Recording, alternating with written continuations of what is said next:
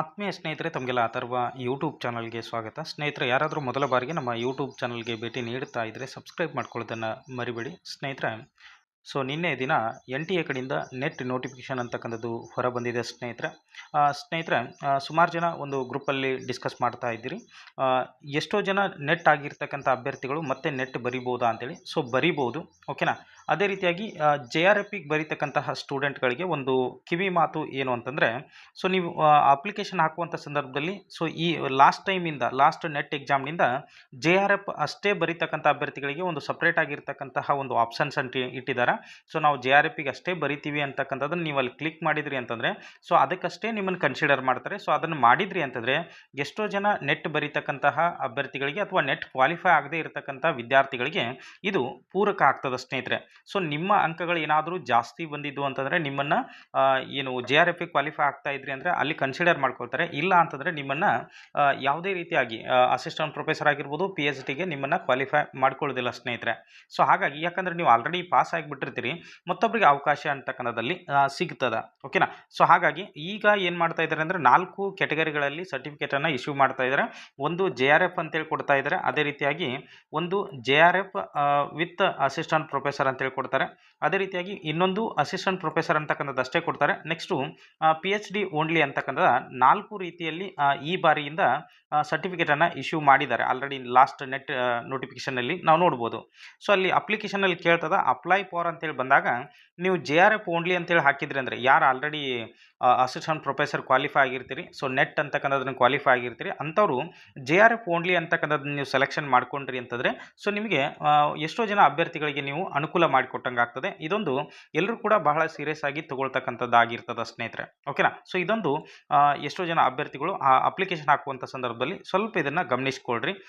Next ಇನ್ನು ಬಂದಾಗ NFSC, NFOBC, NFPWD, ಅದೇ ರೀತಿ NFST ಅಂತಕ್ಕಂತಹ ಫೆಲೋಶಿಪ್ ಬರ್ತಾವೆ. ಅವುಗಳಿಗೆ ಅಪ್ಲೈ ಮಾಡೋದು ಹೆಂಗೆ ಅಂತೇಳಿ ನಾನು ಕಳೆದ ಒಂದು 2 ವಿಡಿಯೋಗಳನ್ನ ಮಾಡಿ ನಿಮಗೆ ಮಾಹಿತಿಯನ್ನು ಕೊಟ್ಟಿದ್ದೀನಿ. ನೀವು ಅದನ್ನು ಕೂಡ ಫಾಲೋ ಮಾಡಿಕೊಡ್ರಿ. ಯಾಕಂದರೆ ನಿಮ್ಗೇನಾದರೂ JRF ಕ್ವಾಲಿಫೈ ಆಗಲಿಲ್ಲ ಅಂತಂದರೆ ಮುಂದೆ NFSC ಮತ್ತು NFOBC ಅಂತಕ್ಕಂಥದ್ದು ಸಿಗುವಂಥ ಸಾಧ್ಯತೆಗಳಿರ್ತದೆ. ಯಾರು ಪರ್ಸೂಯಿಂಗ್ PhD ಇರ್ತೀರಿ ಅಂಥವ್ರಿಗೆ ಇಲ್ಲಿ ಕನ್ಸಿಡರ್ ಮಾಡ್ತಾರೆ ಸ್ನೇಹಿತರೆ, ಓಕೆನಾ. ಇದನ್ನೊಂದು ನೀವು ತಿಳ್ಕೊಬೇಕಾಗ್ತದೆ. ಇನ್ನು ನೆಕ್ಸ್ಟು ಸ್ಕೀಮ್ ಆಫ್ ಎಕ್ಸಾಮಿನೇಷನ್ ಬಗ್ಗೆ ನಾವು ನೋಡ್ತಾ ಬಂದಾಗ ಸ್ನೇಹಿತರೆ, ಇದು ಕಂಪ್ಯೂಟರ್ ಬೇಸ್ಡ್ ಟೆಸ್ಟ್ ಆಗಿರ್ತದೆ. ಆನ್ಲೈನ್ ಮೋಡ್, ಯಾವುದೇ ರೀತಿ ಆಫ್ಲೈನ್ ಇರೋದಿಲ್ಲ. ನಿಮ್ಗೆ ಗೊತ್ತಿರುವಂತೆ 200 ಅಂಕ ನಿಮ್ಮ ಪೇಪರ್ಗೆ ಇರ್ತದೆ. ಅದೇ ರೀತಿ 100 ಅಂಕ ಪೇಪರ್ 1 ನಾವೇನು ಜನರಲ್ ಪೇಪರ್ ಅಂತೀವಿ, ಅದಕ್ಕೆ ಸಂಬಂಧಪಟ್ಟಂತೆ ಇರ್ತದೆ. ಟೋಟಲಿ 300 ಅಂಕಗಳಿಗೆ ಸಂಬಂಧಪಟ್ಟಂತಹ ಪತ್ರಿಕೆಗಳು ಇವು ಆಗಿರ್ತವೆ. ಟೋಟಲಿ 3 ಅವರು ಈ ಪರೀಕ್ಷೆ ಅಂತಕ್ಕಂಥದ್ದು ನಡೀತದೆ. ನೆಕ್ಸ್ಟು ಸಿಲೆಬಸ್ ಏನಾದರೂ ನಿಮಗೆ ಬೇಕಾಗಿತ್ತು ಅಂದರೆ ಇಲ್ಲಿ ಒಂದು ವೆಬ್ಸೈಟನ್ನು ಕೊಟ್ಟಿದ್ದಾರೆ, www.ugcnetonline.in ಸಿಲೆಬಸ್ ನ್ಯೂ ಅಂತಕ್ಕಂಥದ್ದನ್ನು ನೀವು ಕ್ಲಿಕ್ ಮಾಡಿದಿರಿ ಅಂದರೆ ನಿಮ್ಗೆ ಹೊಸ ಸಿಲೆಬಸ್ ಅಂತಕ್ಕಂಥದ್ದು ಸಿಗ್ತದೆ. ಆದರೆ ನಮ್ಮ ಕನ್ನಡ ಸಬ್ಜೆಕ್ಟ್ ಸಿಲೆಬಸ್ನಲ್ಲಿ ಯಾವುದೇ ರೀತಿ ಬದಲಾವಣೆಗಳು ಇರೋದಿಲ್ಲ. ಬೇರೆ ಬೇರೆ ಸಬ್ಜೆಕ್ಟ್ಗಳಲ್ಲಿ ಏನಾದರೂ ಬದಲಾವಣೆಗಳಿದ್ದರೆ ನೀವು ಇಲ್ಲಿ ನೋಡ್ಕೊಳ್ಬೋದು ಸ್ನೇಹಿತರೆ, ಓಕೆನಾ. ನೆಕ್ಸ್ಟ್ ಅದೇ ರೀತಿಯಾಗಿ ಕೆಲವೊಂದಿಷ್ಟು ಬದಲಾವಣೆಗಳನ್ನು ಮತ್ತು ಅಭ್ಯರ್ಥಿಗಳಲ್ಲಿ ಇರ್ತಕ್ಕಂತಹ ಗೊಂದಲಗಳನ್ನು ನಾವಿಲ್ಲಿ ತಿಳ್ಕೊಳ್ಳೋಣ. ನೋಡಿ, ಜನರಲ್ ಕ್ಯಾಟಗರಿ ಆಗಿರ್ಬೋದು, ಅದೇ ರೀತಿ IEWS ಕ್ಯಾಂಡಿಡೇಟ್ ಏನಿದ್ದೀರಿ ಅವ್ರಿಗೆ 55% ನೀವು ನಿಮ್ಮ ಮಾಸ್ಟರ್ಸಲ್ಲಿ ಮಾಡಿರಬೇಕು. ಅದೇ ರೀತಿ SC ST ಆಗಿರ್ಬೋದು, OBC ಆಗಿರ್ಬೋದು, PWD ಕ್ಯಾಂಡಿಡೇಟ್ ಏನಿದ್ದೀರಿ ನೀವು ನಿಮ್ಮ ಮಾಸ್ಟರ್ಸಲ್ಲಿ 50% ಮಾಡಿದರೂ ಕೂಡ ನೀವು ಈ ಒಂದು ಪರೀಕ್ಷೆಯನ್ನು ತಗೊಳ್ಳೋದಕ್ಕೆ ಎಲಿಜಿಬಲ್ ಇರ್ತೀರಿ, ಓಕೆನಾ. ನೆಕ್ಸ್ಟ್ ಅದೇ ರೀತಿಯಾಗಿ ಈ ಒಂದು ರಿಸರ್ವೇಷನ್ ಸ್ವಲ್ಪ ನೋಡ್ತಾ ಬರೋಣ ಸ್ನೇಹಿತರೆ. ಯಾಕಂದರೆ ಈ ಅಪ್ಲಿಕೇಶನ್ ಹಾಕುವಂಥ ಸಂದರ್ಭದಲ್ಲಿ ಎಷ್ಟೋ ಜನ ಅಭ್ಯರ್ಥಿಗಳು ಏನು ಮಾಡ್ತೀರಿ ಅಂತಂದರೆ ಇನ್ನೂ ಒಂದು ನೋಡ್ಕೊಳ್ರಿ. GML ಬರುವಂಥ ಕ್ಯಾಂಡಿಡೇಟ್ ಏನಿದ್ದೀರಿ ನಿಮಗೆ JRF ಬರೆಯೋದಕ್ಕೆ ಅವಕಾಶ 30 ವರ್ಷದವರೆಗೆ ಮಾತ್ರ ಇರ್ತದೆ, ಓಕೆನಾ. 31 ವರ್ಷ ಆದರೆ ಕೂಡ ನಿಮಗೆ JRF ಬರೆಯೋದಕ್ಕೆ ಬರೋದಿಲ್ಲ. ಅದೇ ನೀವು OBC ಕ್ಯಾಂಡಿಡೇಟ್ ಆಗಿದ್ರಿ, ಅದೇ ರೀತಿಯಾಗಿ SC ST, ಅದೇ ರೀತಿ ವುಮೆನ್ ಆಗಿದ್ದವರು ಕೂಡ ವುಮೆನ್ ಕ್ಯಾಂಡಿಡೇಟ್ ಕೂಡ ನೀವೇನು ಮಾಡ್ಬೋದು ಅಂದರೆ 5 ವರ್ಷ ನಿಮಗೆ ಏಜ್ ರಿಲ್ಯಾಕ್ಸೇಷನ್ ಇರ್ತದೆ. ಅಂದರೆ 35 ವರ್ಷದವರೆಗೂ ಕೂಡ ನೀವು JRF ಎಕ್ಸಾಮನ್ನು ತಗೊಳ್ಬೋದು, ಓಕೆನಾ.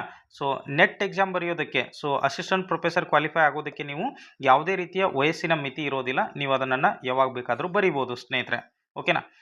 ನೆಕ್ಸ್ಟ್ ಅದೇ ರೀತಿ ಇಲ್ಲಿ ಕೊಟ್ಟಿದ್ದಾರೆ ನೋಡ್ರಿ, assistant professor there is no upper age limit in applying for UGC NET for assistant professor ಅಂತಕ್ಕನ್ನೋದಕ್ಕೆ ಯಾವುದೇ ರೀತಿಯ ಏಜ್ ಲಿಮಿಟ್ ಅಂತಕ್ಕನ್ನೋದು ಇರೋದಿಲ್ಲ. ಆದರೆ JRF ಬಂದಾಗ GM ಕ್ಯಾಂಡಿಡೇಟ್ಗೆ 30 ವರ್ಷ ಒಂದು ವಯೋಮಿತಿ ಇರ್ತದೆ. ನೆಕ್ಸ್ಟ್ ಅದೇ ರೀತಿಯಾಗಿ ಸ್ನೇಹಿತರೆ ಈ ರಿಸರ್ವೇಷನದು ಸ್ವಲ್ಪ ನೀವು ಗೊಂದಲ ಮಾಡ್ಕೊಳ್ತೀರಿ. ನೋಡ್ರಿ ಎಷ್ಟೋ ಜನ ಅಭ್ಯರ್ಥಿಗಳು ಒ.ಬಿ.ಸಿ ಅಂತೇಳಿ ಹಾಕಿಬಿಡ್ತೀರಿ. ಓಕೆನಾ? ಸೊ ಇಲ್ಲಿ ಸ್ಟೇಟಲ್ಲಿ ಬರ್ತಕ್ಕಂಥ ಒ.ಬಿ.ಸಿ ಕೆಲವೊಂದಿಷ್ಟು ಏನು ಕ್ಯಾಟಗರಿಗಳಿದ್ದಾವೆ ಅದು ಸೆಂಟ್ರಲಲ್ಲಿ ಬರೋದಿಲ್ಲ.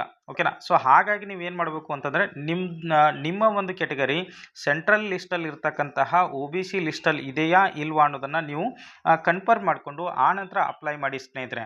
ಸೊ ಅಪ್ಪಿತಪ್ಪಿ ನೀವೇನಾದರೂ ಒ.ಬಿ.ಸಿ ಅಂತೇಳಿ ಇವಾಗ ಹಾಕಿಬಿಟ್ರೆ ಸ್ಟೇಟಲ್ಲಿ ಎಷ್ಟೋ ಜನ ಈ ವೀರಶೈವ ಲಿಂಗಾಯತ ಅಂತಕ್ಕಂಥದ್ದು ಸ್ಟೇಟಲ್ಲಿ ಏನಾಗ್ತದೆ ಅಂದ್ರೆ ಒ.ಬಿ.ಸಿ ಬರ್ತದೆ. ಬಟ್ ಸೆಂಟ್ರಲಲ್ಲಿ ಬಂದಾಗ ಅದು ಜಿ.ಎಮ್ ಅಲ್ಲಿ ಬರ್ತಕ್ಕಂಥದ್ದು ಆಗ್ತದೆ. ಸೊ ಎಷ್ಟೋ ಜನ ಅಭ್ಯರ್ಥಿಗಳು ಏನು ಮಾಡ್ತೀರಿ ಅಂದರೆ ಈ ಸ್ಟೇಟಲ್ಲಿ ನಮ್ದು ಒ.ಬಿ.ಸಿ ಬರ್ತದೆ ಅಂತೇಳಿ ಸೆಂಟ್ರಲಲ್ಲಿಯೂ ಕೂಡ ನೀವು ಒ.ಬಿ.ಸಿ ಹಾಕಿಬಿಡ್ತೀರಿ. ಸೊ ಅವಾಗ ಏನಾಗ್ತದೆ ಅಂದ್ರೆ ನೀವು ಕ್ವಾಲಿಫೈ ಆದರೂ ಕೂಡ ಸೊ ನೀವು ಸಡನ್ನಾಗಿ ಏನಾದರೂ JRF ಕ್ವಾಲಿಫೈ ಆದ್ರಿ ಅಂದರೆ ನಾಳೆ ನಿಮ್ಮ ಡಾಕ್ಯುಮೆಂಟ್ ವೆರಿಫಿಕೇಷನ್ ಆಗ್ತದೆ. ಸೊ ಡಾಕ್ಯುಮೆಂಟ್ ವೆರಿಫಿಕೇಷನ್ ಆಯಿತು ಅಂತಂದರೆ ಸೊ ಅವಾಗ ನಿಮ್ದು ಕ್ವಾಲಿಫೈ ಏನದು ಸರ್ಟಿಫಿಕೇಟ್ ಕೊಡ್ತೀರಿ, ಆಗ ಒ.ಬಿ.ಸಿ ಸರ್ಟಿಫಿಕೇಟ್ ಕೇಳ್ತಾರೆ ಅವರು. ಸೊ ಒ.ಬಿ.ಸಿ ಸರ್ಟಿಫಿಕೇಟ್ ನೀವು ಸಬ್ಮಿಷನ್ ಮಾಡಲಿಲ್ಲ ಅಂದರೆ ನೀವು ಕ್ವಾಲಿಫೈ ಆಗಿರ್ತಕ್ಕಂಥದ್ದನ್ನು ಅವ್ರು ಕ್ಯಾನ್ಸಲ್ ಮಾಡ್ತಾರೆ ಸ್ನೇಹಿತರೆ. ಓಕೆನಾ? ಇನ್ನೂ ಒಂದೇನು ಅಂತಂದರೆ ನೀವೀಗೇನು ಕೆಟಗರಿಗಳನ್ನ ಮೆನ್ಷನ್ ಮಾಡ್ತೀರಿ, ಸೊ ಕೆಟಗರಿಯನ್ನು ಮೆನ್ಷನ್ ಮಾಡುವಂಥ ಸಂದರ್ಭದಲ್ಲಿ ಆಲ್ಮೋಸ್ಟ್ ನಿಮ್ಮದು ಕ್ಯಾಸ್ಟ್ ಇನ್ಕಮ್ ಆಗಿರ್ಬೋದು, ಅದೇ ರೀತಿಯಾಗಿ ಕ್ಯಾಸ್ಟು ಇನ್ಕಮ್ಮು ಇವೆರಡೂ ಕೂಡ ಅಪ್ಲಿಕೇಶನ್ ಹಾಕೋಕ್ಕಿಂತ ಮುಂಚಿತವಾಗಿ ತೆಗೆಸ್ಕೊಂಡಿರ್ತಕ್ಕಂಥದ್ದು ಇದ್ರೂ ಕೂಡ ಭಾಳ ಮುಖ್ಯ ಸ್ನೇಹಿತರೆ. ಓಕೆನಾ? ಯಾಕಂದರೆ ನಾಳೆ ನೀವು JRF ಕ್ವಾಲಿಫೈ ಆದ್ರಿ ಅಂತಂದರೆ ನಿಮ್ಮ ಡಾಕ್ಯುಮೆಂಟ್ ವೆರಿಫಿಕೇಷನ್ ಅಂತಕ್ಕಂಥದ್ದು ನಡೀತದೆ. ಸೊ ಆ ಒಂದು ಕಾರಣಕ್ಕಾಗಿ ಸೊ ಅಪ್ಲಿಕೇಶನ್ ಹಾಕೋಕ್ಕಿಂತ ಮುಂಚಿತವಾಗಿ ನೀವು ಈ ಸರ್ಟಿಫಿಕೇಟ್ಗಳನ್ನ ಮಾಡಿಸಿಟ್ಕೊಳ್ಳೋದು ಬಹಳ ಬೆಸ್ಟ್ ಆಗಿರ್ತದೆ. ಅದೇ ರೀತಿಯಾಗಿ PWD ಕ್ಯಾಂಡಿಡೇಟ್. ಓಕೆನಾ? ಸೊ PWBD ಅಂತೇನು ನಾವು so personal with bench mark disability ಅಂತ ಹೇಳ್ತೀವಲ್ಲ, ಸೊ 40% ಮೂರ್ ಅಂತಕ್ಕಂಥದ್ದು ಏನಿದೆ ನೋಡ್ರಿ, ಆ ಸರ್ಟಿಫಿಕೇಟನ್ನು ನೀವು ಇಟ್ಕೊಳ್ಬೇಕಾಗ್ತದೆ. ಮತ್ತು ಇನ್ನೂ ಒಂದು ಏನು ಅಂತಂದರೆ ಅದನ್ನು ಸ್ಕ್ಯಾನ್ ಮಾಡಿ ಅಪ್ಲೋಡ್ ಮಾಡಬೇಕಾಗ್ತದೆ. ಸೊ ಒನ್ ಸೈಡ್ ನೀವೇನು ಮಾಡಬೇಕು ಅಂದರೆ ಎರಡೂ ಬದಿ ಇರತಕ್ಕಂತಹ ಒಂದು ಪ್ರತಿಯನ್ನು ಸ್ಕ್ಯಾನ್ ಮಾಡಿ ಅಪ್ಲೋಡ್ ಮಾಡೋದಿರ್ತದೆ. ಅದು ಕೂಡ ನಿಮಗೆ ತುಂಬ ಮುಖ್ಯ ಸ್ನೇಹಿತರೆ. ಓಕೆನಾ?